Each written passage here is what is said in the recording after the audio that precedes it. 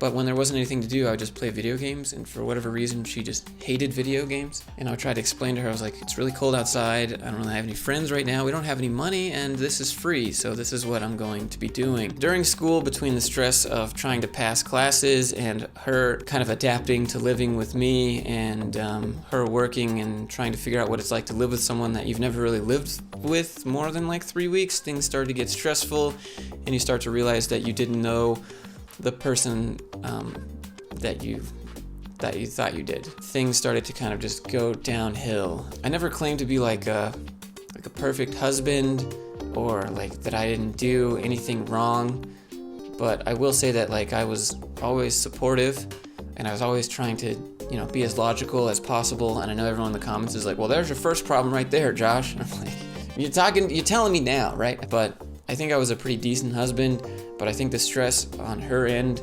of maybe being the provider role was kind of too much. And I think over time she kind of started to resent me for that, because I would go to school full time and she would work. And I would say things like, hey, look, man, it's just your turn right now. I know you got to work, but when I graduate and I get this degree, I can start making money and I can pamper you a little bit, and I can do all the things that you want to do that you're having to put on hold because you have to deal with me. You aren't man enough. I remember one time she said to me, like, you're a sex addict. And I was like, we mumble like once every other month. What are you talking about? I would try to do things around the house. I would try to like spend time with her, but like things just weren't the same anymore. I try to cook food, give her foot rub, whatever. I think I was a pretty decent husband in that regard. But when there wasn't anything to do, I would just play video games, and for whatever reason, she just hated video games. And I would try to explain to her, I was like, it's really cold outside, I don't really have any friends right now, we don't have any money, and this is free, so this is what I'm going to be doing. In hindsight, right, I'd go back in time and slap myself and like learn code or something, but at the time, it seemed fine because there was a lot of stress and you don't want to deal with it. Throughout the course of school, I started to find these books with the Finnish word divorce labeled on them. I was like, wait, what is this? I didn't know quite enough Finnish to be able to decipher what it all said, so I'd take pictures and send them to my Finnish friends that I had at school. I just had like 2. And then one day I came home from school and I was at my computer doing some homework, I think, and she came and slapped a piece of paper down on the desk that said, sign it. And I was like, what is this? She says, you know what's going to happen anyway. And I said, what are you talking about? And she's like, this is a paper for divorce. The topic for this video is not divorce, and it's not video game addiction, and it's not the excuses that we make for addictions in life. It's the way in which people will tend to construe a problem in terms of the solution they are most comfortable with that may be totally irrelevant to the problem itself. So I used to be a scholar of Buddhism for years and years and years. And I talked to my fellow Buddhists. Some of these people were Buddhist monks. Some of these were white people with PhDs who were experts in Buddhism. Different walks of life. Some of them, by the way, actually were like administrators in charities. So people who were involved with helping orphans and starving people, like in the name of the religion, Buddhism. And you'd say to them something like, man, I've got a real problem. I can't find a PhD program to apply to and get into. And they'd be like, oh, your problem is that you're selfish. The problem is that you're thinking about your own ego and you're not cultivating selflessness enough. And it's like, I'm dealing with like a bureaucratic issue here. Like, it's really, like, it's irrelevant to the problem. It's irrelevant to the solution. You are just preaching to me, teaching me, or focusing on the aspect of this problem that you're most comfortable with. Now, this really could extend to absurd situations like, my visa to live in Cambodia was attached to my job, and now that that's over with, either I can get a new job or can apply for a new visa. Like, sometimes you're dealing with problems. These are worldly problems, and you could get these same kinds of totally otherworldly solutions. When I talk to my father, this example may be easier for some of you in the audience to relate to. Talking to my father after 10 years of mutually invidious silence. So we had not spoken for fully 10 years. He was in denial about that. Yeah, for me, it's the most amusing part of the story to remember. Like, I was talking to him, and whenever I referred to the fact that, like, we hadn't spoken for 10 years, I could tell he would come back at me like, oh, yeah, well, I guess it's been a few years. But, like, in his mind, it's like, oh, it's only been 2 years and 6 months. Like, he's playing this game with himself like it hasn't really been 10 years. And then I asked him, this was quite, as you can imagine, this was quite close to the beginning of the conversation. I was like, well, look, can you hear me okay? And he thought I was talking about, like, his computer setup, microphone. And I was like, no. The last time I talked to you, like, you were scheduled to go to the hospital and have an operation because you were going deaf, and he got furious and he started shouting at me and he said, like, you're delusional. That was 10 years ago. And he just stopped. He was like, oh, I guess it really has been 10 years. Yeah, it's been 10 years. We didn't talk for 10 years. So he hadn't talked for 10 years. And again, right at the start of this conversation, my first time talking to my father in 10 years, he starts laying in on me for why he thinks a particular job I had didn't work out. I think at that time, I don't think it was the most recent job I had. For whatever reason, he starts laying into why this job didn't work out for me. And part of my response to this is, wait, we haven't spoken in 10 years. You never talked to me about this. You've never read anything about this. You didn't talk to my employer. Like, where is this even coming from? Where did you get this theory? But, like, his theory was that my problem was a lack of commitment. That, like, I'd had this really great job working in the publishing industry, but somehow I just wasn't committed enough to it. Now, this really is his religion. This really is what he's into, in the same sense that those Buddhist pilgrims are into preaching selflessness. Like, you may not realize, but, like, my father's problem in his life has been lack of commitment. At one point, he had 3 different women pregnant at the same time. He's leaving one woman for another. He's leaving one. He's had commitment issues in his life. Maybe one of the problems he's been talking to his own therapist about during those 10 years when we didn't talk, was commitment. But, like, he's coming at me like as if my problem in life and my problem with this particular job was lack of commitment. He knows nothing about it.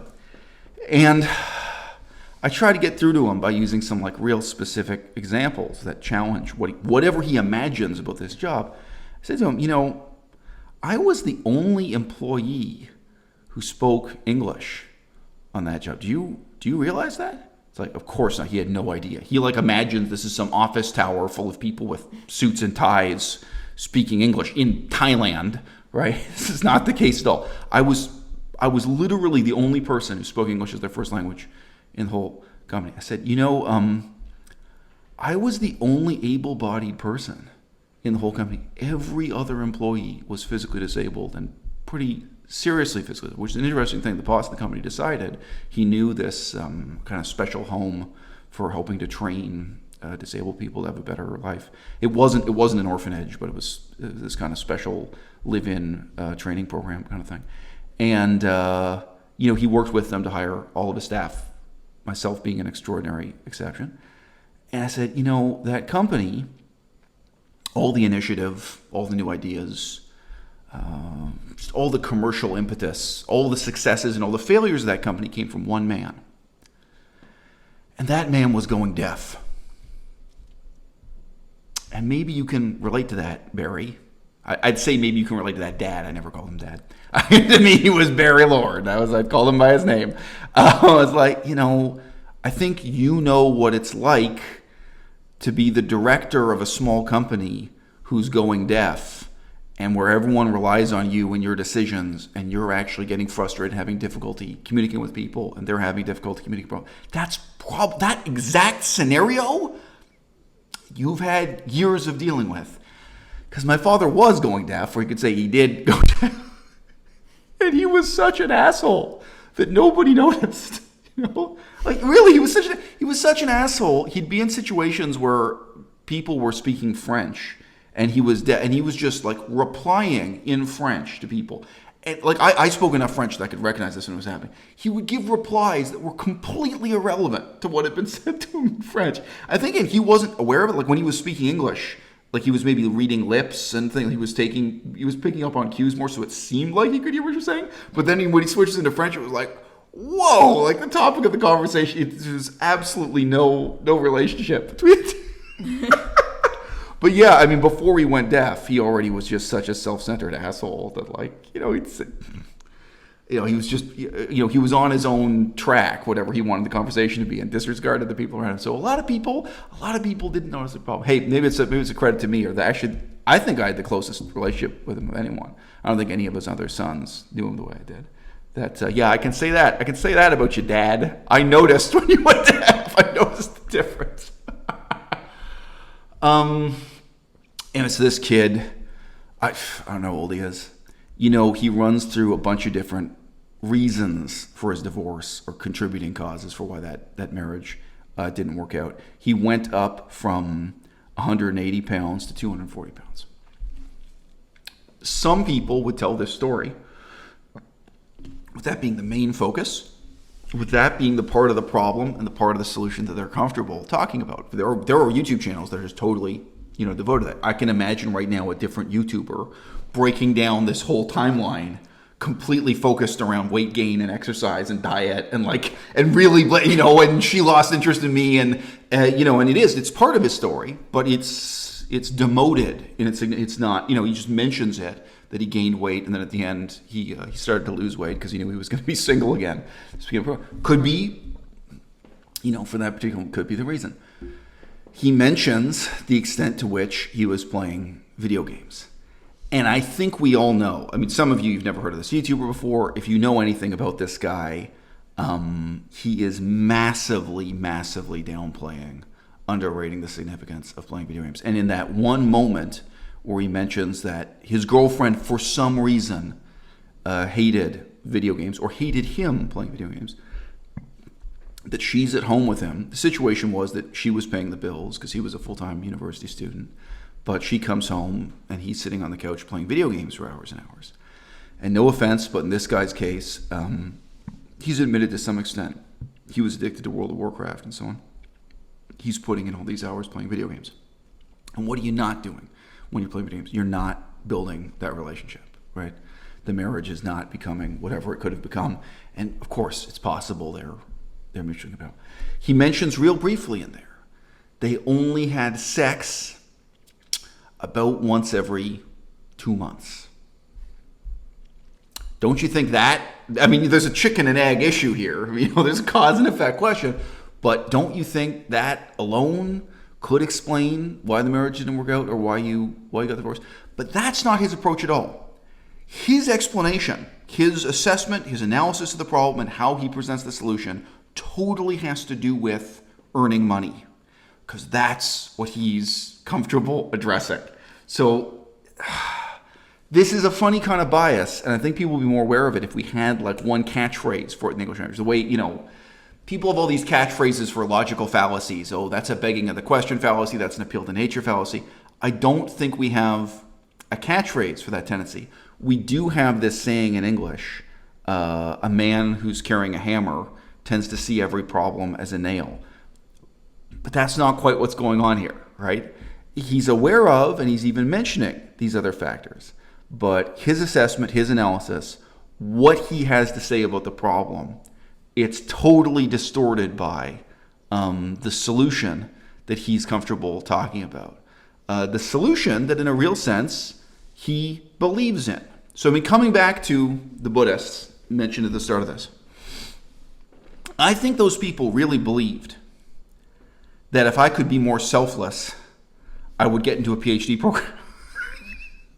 It's completely ridiculous. It's oh no, this isn't the problem to do with paperwork. I think those people really believed if you could just meditate and focus on selflessness and set aside the belief in the soul, this whole thing with getting a stamp in your passport and a paperwork for a visa, that just wouldn't matter to you. You could be in prison. You could be real selfless in prison because you overstayed your work visa. You didn't care about these legal paperwork roads. Yeah. But I think there's an aspect of belief there. And that other hypothetical YouTube channel I'm talking about, if there were a YouTuber who told the same story of the marriage breaking up and the divorce entirely in terms of weight gain and weight loss, I think that would be someone who really believed in that. There would be people out there who believed that their marriage fell apart because they got fat, and they could have saved it if only they lost weight. And where their message to you in the audience is, hey, if you're more self-disciplined, if you care about your health, if you care about your appearance, then you can get this way too. And when I call myself a nihilist, it's not just because I'm opposed to circumcision or celebrating Christmas. I am opposed to those things. But, living with nihilism, it also means you kind of challenge and reject your beliefs in this more subtle, invisible, and petty way. Where it's like, well, I don't believe in one thing or another. Like there's certainly a level when I'm looking at this guy's divorce in which I look at it with a complete open mind. I don't know why his marriage didn't work out. I don't know if the fact that they had sex less often than once a month, I think we're like 21 years old or something, by the way, so not people in their 60s. I don't know if that was crucially important to her or crucially important to him. I don't know if he's lying to himself, but I don't know. Even though it's impossible for me to imagine, I'm willing to believe there are people who could have a totally happy marriage only having sex once a month. I have a vivid imagination, but not that vivid. What can I tell you? But sure, maybe that exists. Maybe that's out there. I'm willing to listen to all these things with a kind of radically open mind, with no prefabricated conclusions that I'm trying to force the facts to fit into. And then I examine my own life that way also, right? I think that's a really difficult discipline, especially when you're young and hot-blooded and when you fear the sense of self-doubt that's involved, that sort of situation. To have the self-doubt to look back on your own marriage or your own divorce, or let's say your own experience in university. For this guy, they all overlapped. He was in university. Yeah. And maybe his greatest mistake really was playing video games during those few crucial years when all those things overlap. When he had the opportunity to become a citizen of Finland, when he was supposed to be learning the Finnish language in his spare time, when he was a full-time university student, and when he was married to this woman who, within those same few years, lost patience with him, got disgusted with seeing him sitting there on the couch playing video games, gaining 50 pounds. All these things came together. It's not hard to see why it didn't last. But the decision we get to make now is, what do we regret, right? Like, people think of regret as if it's dead weight, and it's not. Regret is something useful. Regret is something powerful. Regret is something dynamic. He can look back on his life and I think really take on a positive new direction that could include quitting video games through regret.